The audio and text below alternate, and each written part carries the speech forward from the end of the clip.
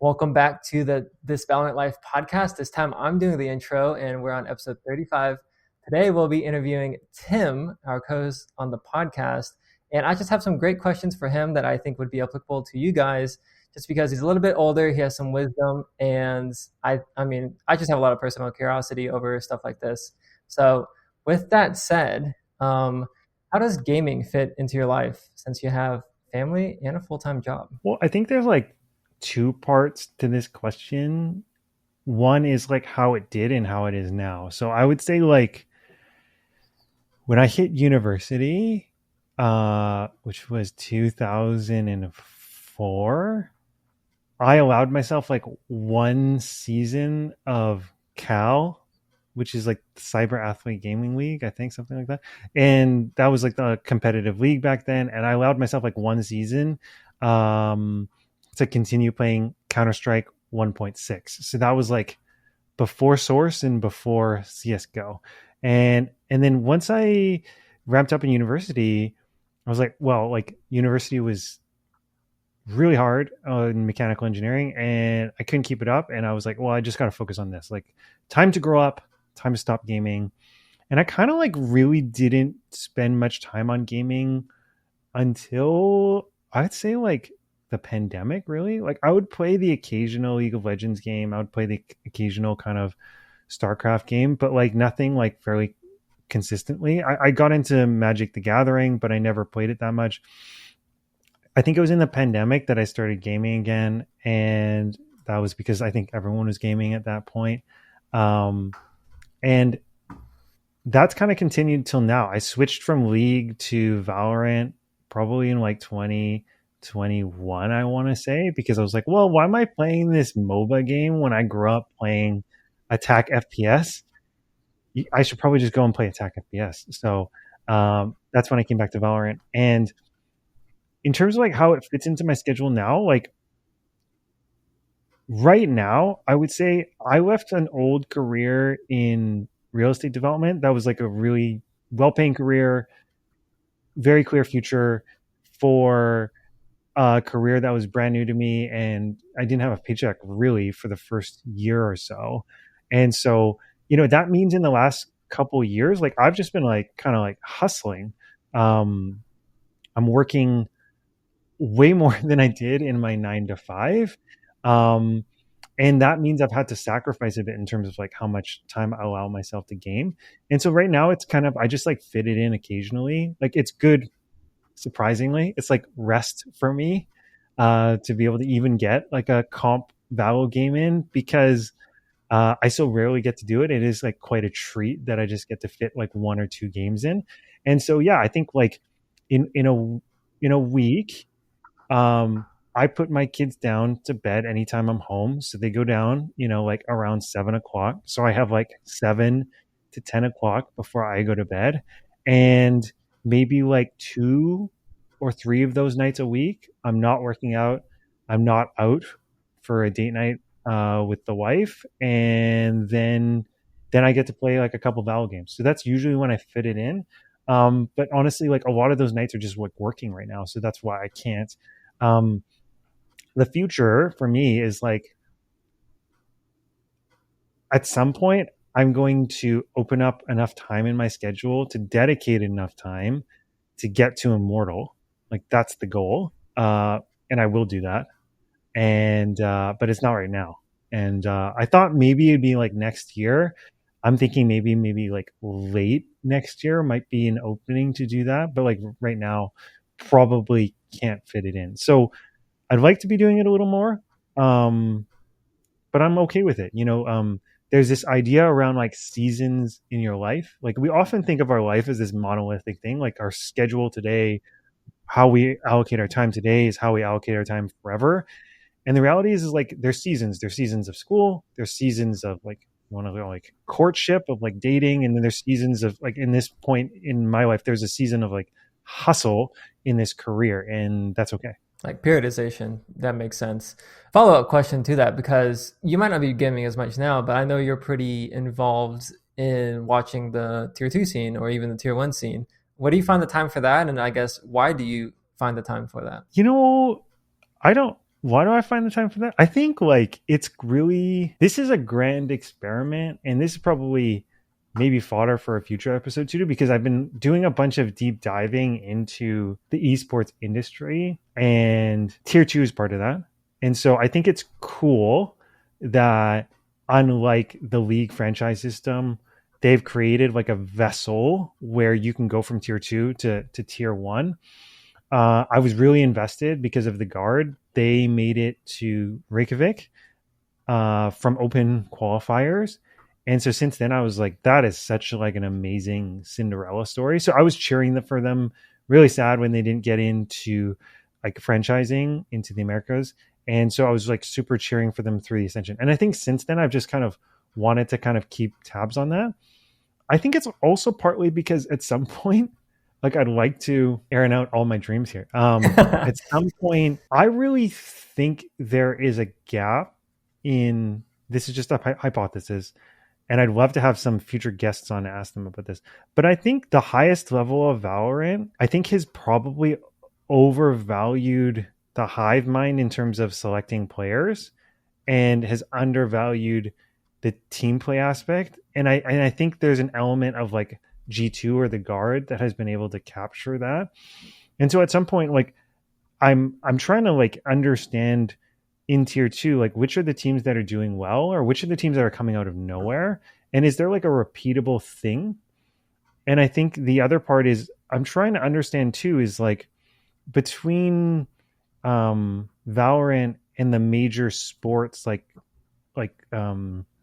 athletic sports that I follow, between like the NFL and NHL and basketball, like what are the relationships between the analytics and the things that actually matter and relate to projecting future performance? And then how does Valorant map onto those sports? You know, I think I really wonder if you win a bunch of games 13-11, I feel like maybe that's almost a coin flip. But if you win most of your games like 13-5 or 13-6, I think that really, more than just round differential, I think that tells you that that win was like a substantive, definitive win.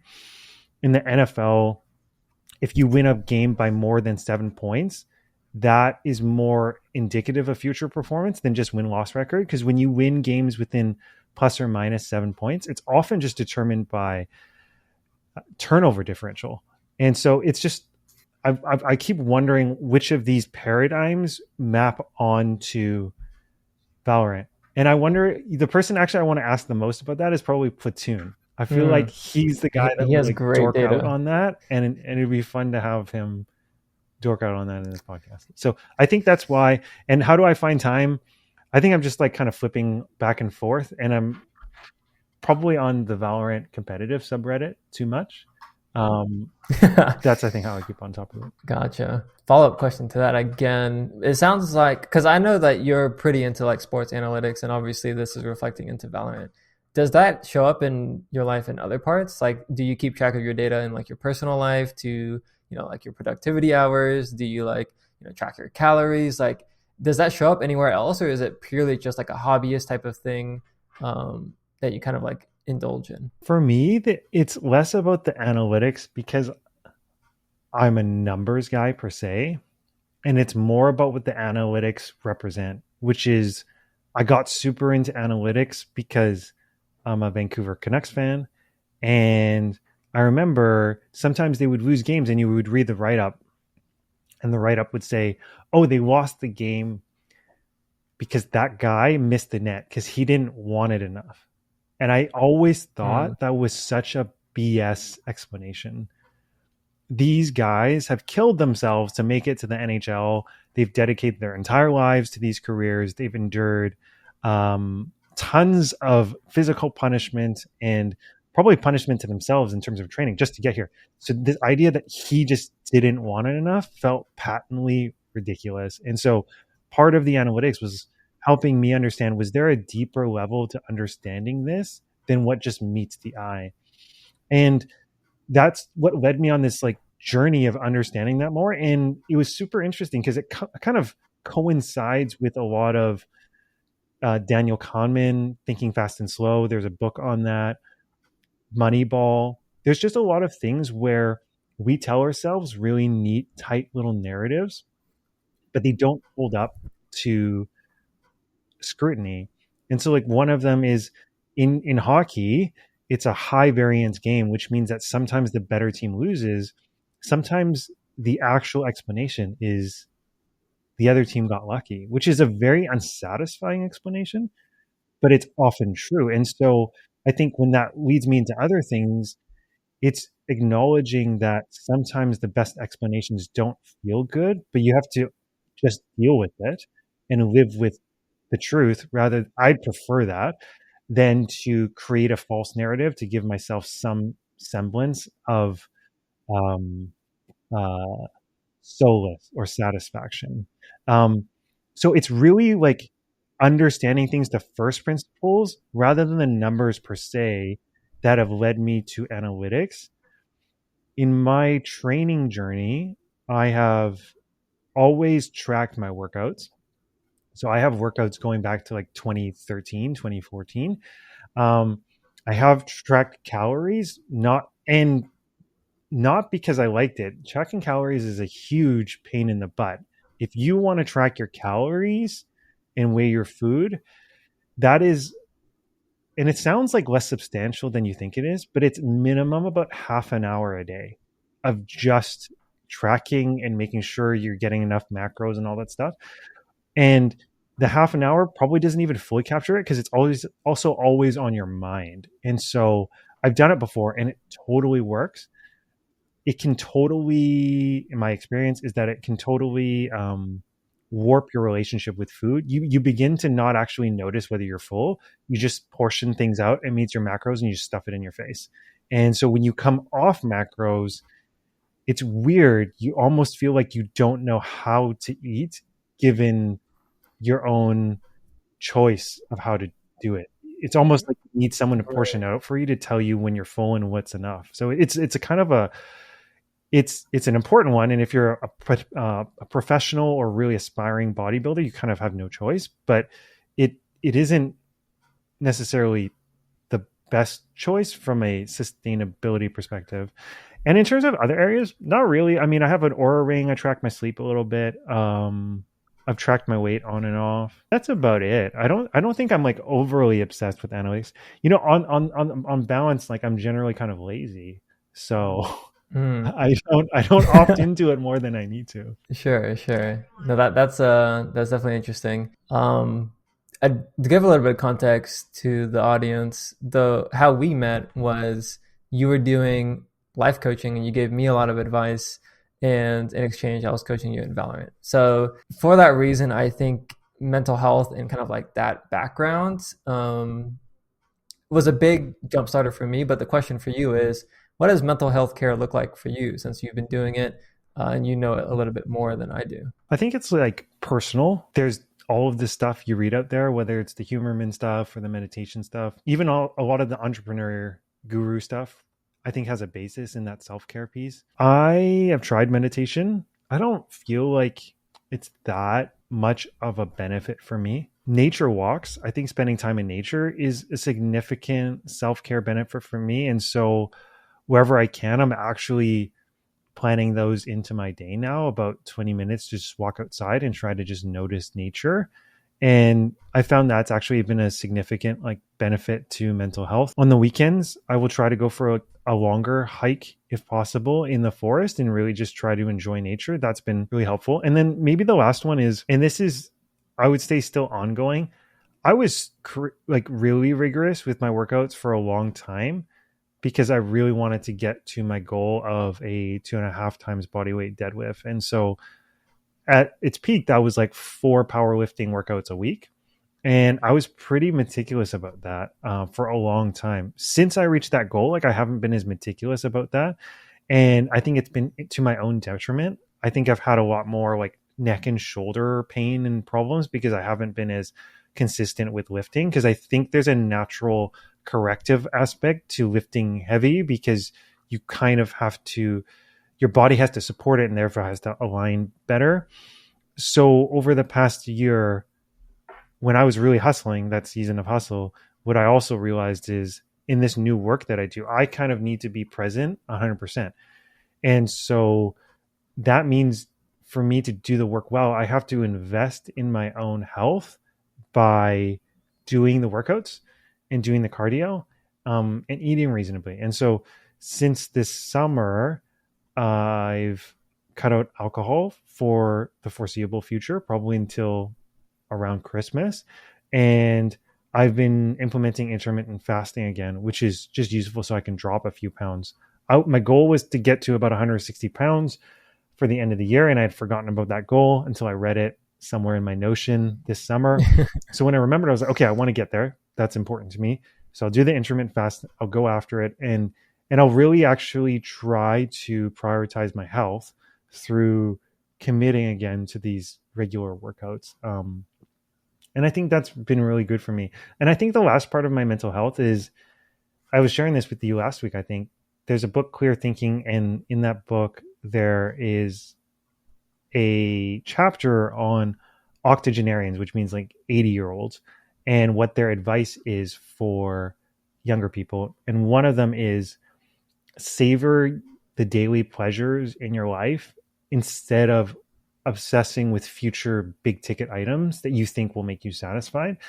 And for me, it's been a significant thing just over the last week of me noticing choosing to be present and enjoying little things, whether it's a coffee, enjoying a meal, enjoying a choosing to enjoy a conversation with my wife, choosing to enjoy my daughter's giggling in the background. That has actually been a significant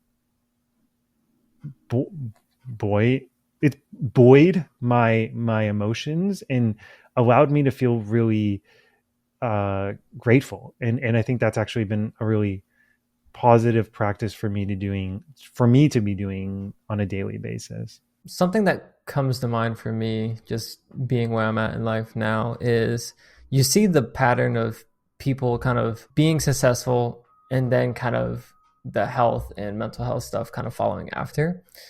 I guess the question would be more so, do you think that that's the natural progression, or has that kind of like been how it's happened for you? And then like a add-on to that is slowing down and all of that and appreciating the little moments. Do you think that takes away or adds to your kind of like productivity-ness? You know, it's interesting because I think you and I were having a discussion off camera last time around this, and it's really interesting because I think it's not dissimilar to when people ask you, what should I do in this game of Valorant? And you're like, well, it depends, right? Mm-hmm. Depends on the situation, depends on what they've done in previous rounds. And I think there's this default most people have to seeing things as two ends of a spectrum, and you kind of have to choose one. And I think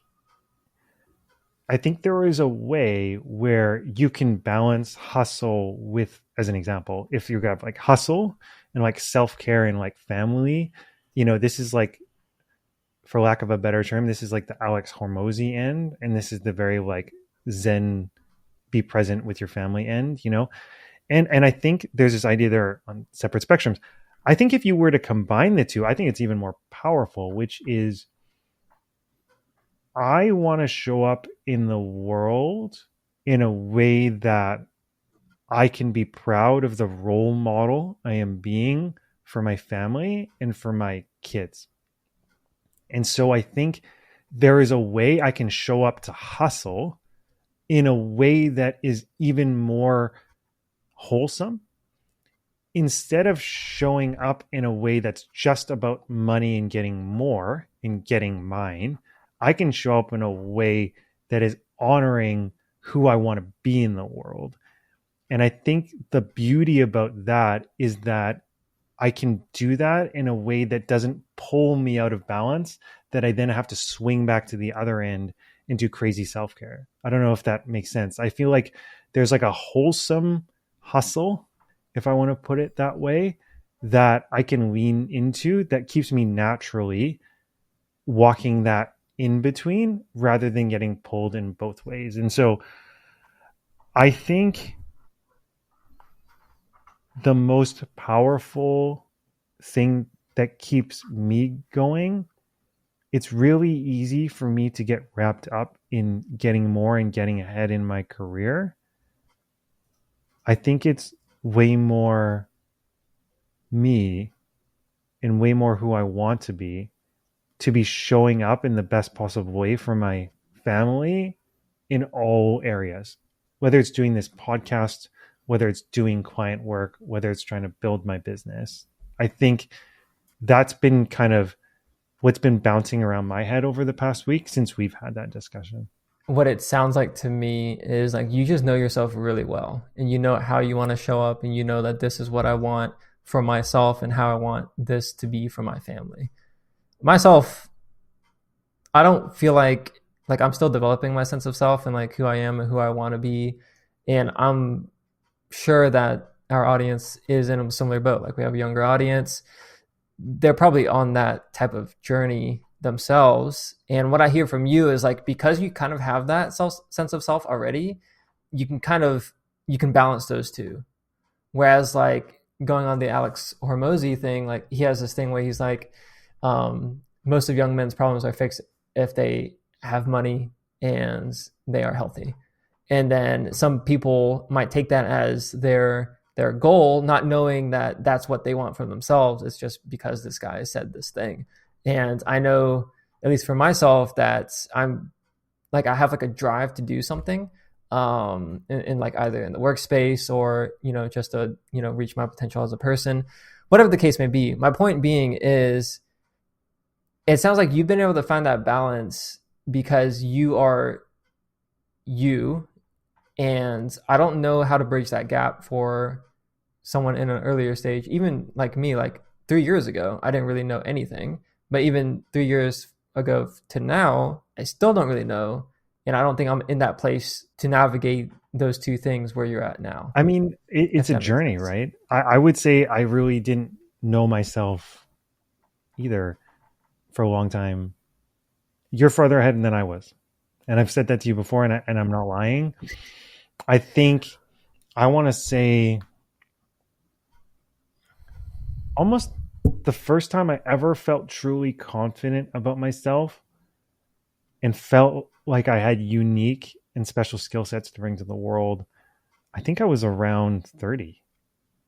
I had a really great coworker of mine, colleague, that really saw me and told me that what I was doing was great and that I have a unique skill set. And even after she said it multiple times before I believed it. And so it took a long time, I think, for me to figure that out for myself. I think a big part of it is there's a difference between knowledge in your head and knowledge in your heart. A lot of us have knowledge in our head, but it's only when you've experienced it does it get written onto your heart. We can have an idea of how we respond to a certain situation, but knowledge is kind of like a wax seal, like a ring, when you press it into the wax seal, and it's only when it's pressed in does it become part of your heart. And so it's kind of like in life when you experience things and you notice how you responded and how you chose to respond. Does it go from being here to being really truly part of you? And so I don't think there's a way in life really to live it in a way where you theorize who you become and then you become that person. I think the way you become and know more about yourself is living life and noticing and then choosing who you want to become. It's not something I think it's not like when you play NHL or Madden and you just create a character and you just like punch in all your variables and then that's the person you are. That's not really how life works. I feel like as individuals, a big part of it is living out that life and having grace for yourself to understand yourself better. And as you understand yourself better, you're going to have a lot more clarity on where you want your life to go and which things in your life you are non-negotiables, which things that you have that are blind spots that you're going to always have to be aware of because they don't really go away. I know for me, my wife has consistently told me I cut people off when they talk and it's not nice. I'm like, They love it. I'm like, it's fine. And then I noticed I did it, and I'm like, it's probably not very nice, and it's not very cool. So but it's a blind spot, and it took someone that's very close to me to point it out on a fairly consistent basis for me to realize that it was actually a thing. And so it's a journey, and so you can't fast track a journey. And in fact, to fast track the journey is almost its own losing the point. I remember, actually what you're saying now reminds me of something I told someone a long time ago, which is often when we travel to a city, let's say you've traveled to New York, the first time you're there, at least for me, there's this idea of like, I want to understand the city. I don't want to know, I want to be kind of like a local. I want to know the best way to get from here to here. I want to have my places. This place is good for coffee. This place is the best pizza. And I want to figure it out. I want to be I want to almost have been there. Like I've done this before. And that's, I think, a fairly natural feeling in life in general. What I've told people, and it's something I try to remind myself as well, is the first time of doing something is kind of special. Like when you get to be on an adventure. And so trying to jump 3 steps ahead is almost losing the joy of the adventure of your own life. And I know for me, it's been so beneficial for me to just continuously choose adventure, choose to lean into the things that make me uncomfortable, choose and in those things actually learn and discover more about myself. That has been probably the most formative things in the last 2 years, is that I've leaned into that. There's a lot, I guess, that comes to mind for me with that, but I think I'd rather just let that settle. Sure. Moving on to the next one. Given your experience working with people, obviously you worked with me, what are some common problems that people face and how do they deal with them? It's usually, if you've been in school, you've noticed this, that if someone asks you for help with a question, you often feel more capable of helping them than when you yourself have the same question. And it's because you kind of put on this different hat of like, oh yeah, I can help you with that. And I think it's a very common thing where we're more capable and willing to help others than we are to help ourselves. And so we often get in our own way in the same way, we often show more grace for others than we do for ourselves. And so some people, like, it depends on where you fall on the spectrum. There are some people for whom you need to be able to give yourself grace for when you make mistakes, from when you mess up and you learn for next time. The opposite is also true. There are some people who give themselves way too much grace. Everything's an excuse. You kind of need to be a bit of a hard ass on yourself. So I think part of that is understanding like where you fall in that spectrum. And I think that's a fairly common problem. The people that can help you with that are the people that love you and know you the best. They can tell you where you fall in that spectrum, like easy. I think that's number one. I think number two is growth mindset. And we talk about it a lot. But again, there's a difference between having a growth mindset in your head and having it in your heart. Do you truly believe that you are capable of growing and evolving as a person? I think a lot of people believe that at some level. But honestly, if you ever say that you are hard stuck, you are not believing that, right? Because the reality is you're not. Like you can definitely be more. Maybe not at a fast pace, but you can definitely grow. So I think I see a lot of problems around people choosing self-protection and not trying things, not leaning into adventure, not figuring out who they are, doing uncomfortable things because they're trying to protect their ego. And in the short term, that will keep you safe. That will keep you comfortable. In the long term, though, I think that just makes me really sad. And you will be sad when you look back too, because if that's how you choose to live your life, the design space for your life that you can live in will only get smaller and smaller and smaller. And so choosing to be okay with failure, choosing to be okay with doing things where you're leaning into things where it will require effort in you to grow and where you may not look your best, I think is such a big piece. And I think that's a major problem for this generation, I feel like there's an element of you're good or you're bad. And if you're bad at something and you try to do it and you're bad, it's cringe. And I think the world could use more cringe because we're all going to be bad at things, right?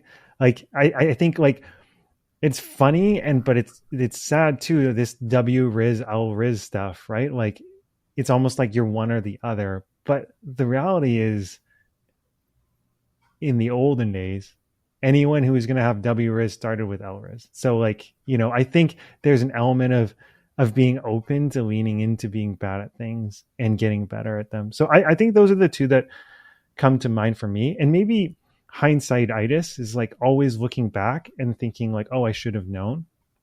And the reality is that is a level of intellectual dissonance because no one ever really knows what the future looks like. And so the sure bets that you can see from today weren't sure bets yesterday, because if there were sure bets yesterday, everyone would have done them, right? So I just often see that a lot of like, I guess all of this adds up to a lot of people feeling like they're really behind where they should be instead of feeling excited for where they could go and what their own potential is. Because I think a lot of people want more fast, not realizing that they can do a lot of things, but we're going to take more time than they think it will. Like Tim Ferriss talks about this idea of we way overestimate what we can do in 6 months, and you completely underestimate what you can do in 5 years. And so if you have something you want to go after, like you can do it, but it's just going to take time and effort. The whole like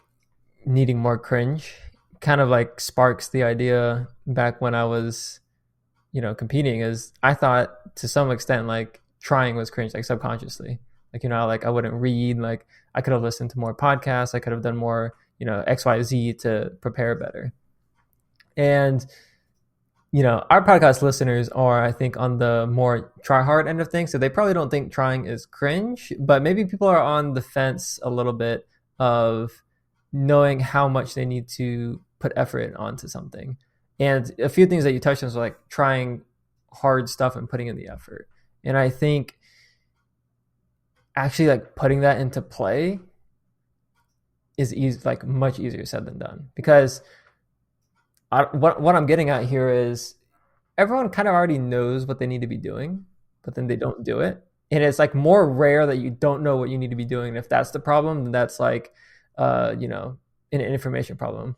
But like you said, like with the wax seal and the stamp, like experiencing it. And I guess like I'm kind of curious on if you had like a very specific event or experience in your life that kind of, I don't want to say like jump started, but like made it concrete that that's kind of what was happening. Because I think, yeah, because I think if someone, at least it would be useful for me, I think, to have that example to understand what it could look like in my life. And I'm sure it's already happened in my life, but I've never really recognized it.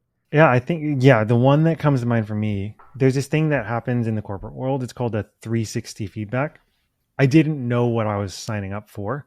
So a 360 feedback it's often you go like 4 peers, 2 people above you in the chain, a bunch of people below you that are your direct reports, and even some external people that work with you. And they all do like a long anonymous survey around what it's like to work with you, who you are, all this stuff. And I remember reading that survey and being crushed. Like I thought I was smart and capable, da da da. And then I read it, and there was some stuff in there that was like so far from who I thought I was showing up as at work. And I remember it was like, that sinking feeling in your stomach when you feel like you're going to sink through your chair. Like that's what it felt like. And I remember like it was so heavy, like I couldn't deal with it. I was really lucky to get some coaching, and it allowed me to reframe what was so hard to read that it almost like repelled it. Like I know it landed really hard with some people that also were doing this with me. And what the coaching gave me was like, when I leaned into it, I was like, oh, that comment, super hard to read. But why are they writing it? And I think I was able to realize that, like, if they really wanted to tear me to shreds, they could have torn me to shreds. They actually already wrote this as like nicely as they could. And so why did they do that? Like, what became clear to me was they're actually only writing this because they care. And so I can then take this as advising and steering and encouragement of like where I should be going with how I carry myself, rather than as this indictment of who I am. And that was like super hard. But I think what I realized from that, I was like, oh, it's almost like this compass in life of like, if you lean into the things that feel hard, good things will come from it. Like almost by default. You're in the right direction if you're leaning in the hard. And I think like, if we want to take this back to Valorant, it's like watching a VOD review where you lost the game. Like, it doesn't feel good at all. But the better you are in leaning into the hard of how did I die? What could I have done better? It's very satisfying to blame teammates for being brain dead. It's much harder to look at yourself and say, hey, these are the things that I messed up that I could have done better.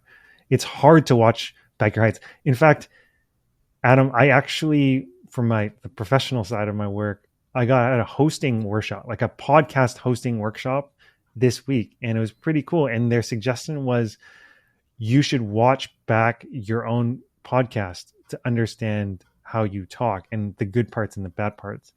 We have recorded 34 episodes. I don't think I've listened to a full one front to back because I don't think I want to listen to my voice that much.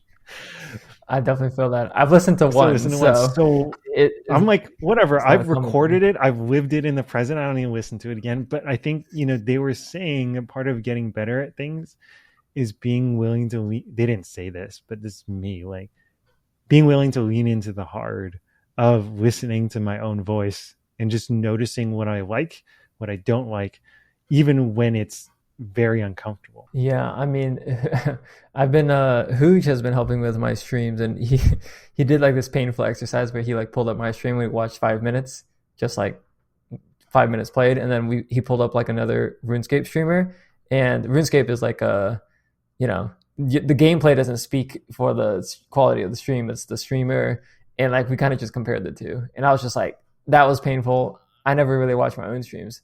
Like if I ever watch my own gameplay, it's clips. So there's gameplay to look at. It's definitely painful. No, that's good. And it sounds like when you get feedback from someone else, it's easier to eject it, because as you're kind of talking through that, and like in my head, I'm like, oh, well, we kind of have our own justifications for why we do things in our own head. Like the way that I show up in my life, it's like, oh, like I'm trying to do this thing, like my intentions are this, but then if that doesn't get relayed over in terms of actions, then the people that see it, they only see the actions. And I don't know, like I would imagine that's a very difficult thing to understand, especially like if you're still in school, because say you study for a test and you try really hard, and then, the result comes back and you didn't do well, like that's like a slap in the face. Or maybe you're trying to maintain relationships, that's a slap in the face. And like you don't really get criticism well, I think, when you're younger. The feedback isn't super solid, right? Yeah. But I think that's where, I mean, it's the same thing with Valorant, right? Like the feedback is just a win or loss. It doesn't really tell you why you win or lost. And so I've been reflecting a bit on what Coach Scully, Ryan, when he came on, talked about, which was, what do I do next? Like, what can I do to win this game? And it helps you orient yourself to what you can do better. I think real life has the same thing, because all you can do is try. There is no one way of doing things. Part of it is trying it out, not just to figure out what the right answer is. It's also to figure out what your right answer is, right? Because we are all going to succeed and fail or win in different ways, because we're made and built differently and have different skill sets. I think, as an example, some people study really, really hard, but they have actually neglected to realize that taking tests is its own skill.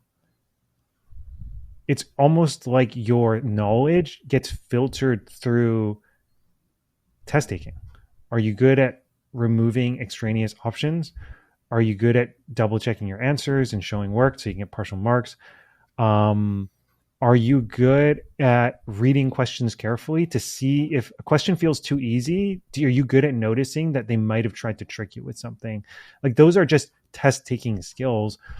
And it doesn't mean you knew the material better or worse. It just means you're better at taking tests, right? And so like for some people, they just think it's just about studying or good or bad, but there's actually a tactical piece in like academics that this gets filtered through. Because I noticed that for myself. I'm good at taking tests, and I had classmates that are bad at taking tests. And for me in engineering, where most of our finals were 60 to 80% of our total mark, a lot of your academic performance was just ultimately determined by are you good at in these like high pressure environments. And good or bad, that's life. And is common, as unfair or fair as that is, it's common in other arenas too. It's the same thing with interviews for jobs. It's same thing with your rank up games. The idea that like all of these things are skills is kind of, I guess, a fun thing, because obviously us coming from games, like you can level up all of these skills, and it's something that I didn't really understand.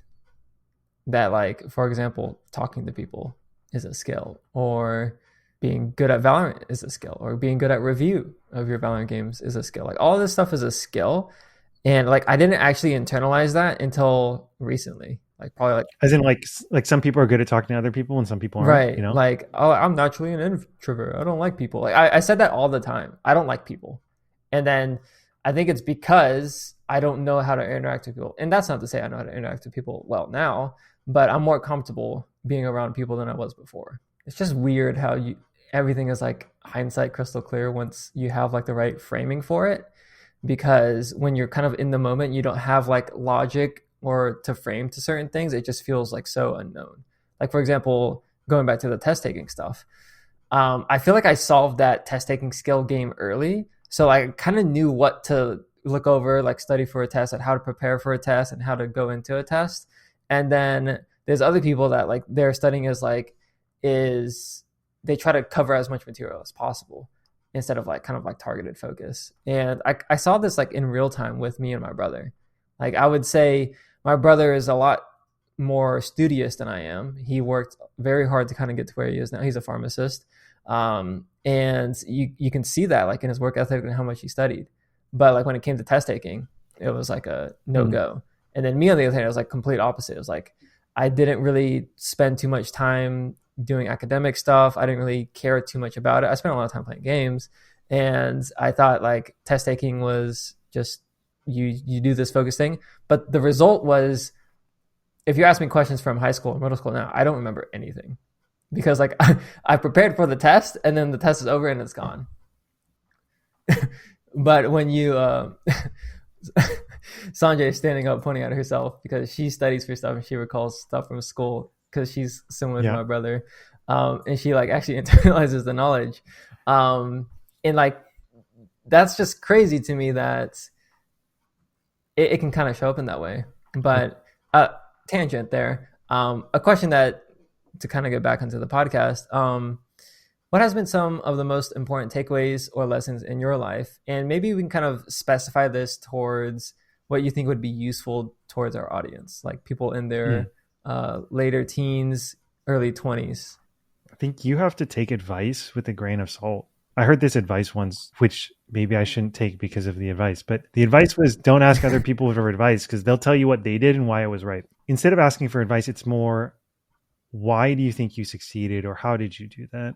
I realized in life and in work that my skill set is not to be, it's not in me to be this hard driving, aggressive negotiator. I literally couldn't do it if I tried. And so how do I succeed when I need to do a negotiation? Like, I detest negotiating and haggling prices, but I'd have to do it sometimes. Sometimes I would have a consultant, they'd come in at $40,000, and I'd be like, sorry, you got to do it for 35. But I don't like saying like that, right? So for me, it wasn't going to be like, I'm going to intimidate them into doing this. I'm actually going to research my way into saying this in a way that I can say that I believe in. I've done all the other comparisons. Yours is highest by $5,000, but we really want to work with you. Can you make it work at this 35? So I'm framing it in a way of like, hey, I'm going to be shoulder to shoulder with you. I'm just going to be quite upfront of where it needs to be and why. And you can say yes or no. And I'm going to live with the answer. I'm not going to try to bully you into it, but I'm going to let you opt into this kind of transparency that I'm offering. And so this was my way of figuring out for doing it in a way that honored who I am and not pretending to be someone else. And I think that's what everyone needs to figure out for their life. What are their skill sets? Who are they and who they want to be? And then how do you take the advice? Because the advice isn't bad. Take the advice, decide whether it fits for you, and then how does it land through your voice? You know, I don't know if this happens in Pokemon, but it's almost like if you were a Pokemon, if you learn someone else's ability, well, then how does it look channeled through your type of Pokemon? You know, like it's almost like that. It's like in life, what do things look like channeled through who you are and what your capabilities are? Because it's just going to look different. And I think that's why when you do these pro breakdowns in Valorant, they're all so different. Aspas is not Primi. Primi is not Aspas. Zekin's different. They're all Ye's different. They're all so good at what they do, but they go about it so differently. And they wouldn't actually be very successful if they tried to play like a different player, because that's really not where their skill sets lie, right? And I think in that way, that's almost a very real representation of this. Is if Aspas is the best duelist in the world because he's Aspas, I think it follows that you can be the best human being in being who you are in the world when you figure out what that looks like for you. Instead of trying, I think there's good advice that comes from people like Alex Hormozy, but it's probably not going to benefit you to be Alex Hormozy, because if you were Alex Hormozy, you would already know it by now. I get the sense that like natural curiosity and like leaning into that is one of the most important things for like what you're trying to highlight here. And in my experience, my curiosity flew out the window sometime in school. Like I didn't read books for my own enjoyment. Like I was kind of just there at class, and like I guess like all my curiosity went into gaming. Like I was like, oh yeah, I want to figure out how to level up or do this or do that. Like it all went into gaming. And I wonder if there's like an aspect of you have like a finite amount of curiosity. But here's the thing. I would posit that if you went back then and you still funneled that curiosity into gaming, it still reflects back to you. Your hangups in this journey of learning to be a better player, the blind spots you have in the game around comms or even understanding the game, ultimately reflect back to you as a person. I think anywhere, anything that's sufficiently hard will eventually come back and rest on you. And when it rests on you, you can understand more about yourself. And so I think it's not to say that there's one way of doing this. I think it is fairly universal. And I think being aware that you actually don't know yourself as well as you think you do. And I think I know myself very well, but I'm still on a journey, and I feel very confident that there are significant areas where I still really have to grow. And so we're all kind of on this journey together. Scary thing. It can be scary, or I think it is profoundly encouraging and exciting. And I think you can look at it from two different points of view.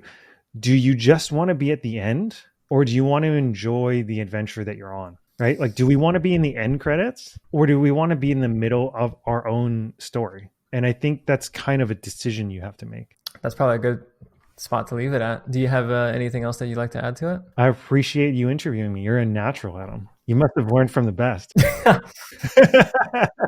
Yeah, I'm here every day.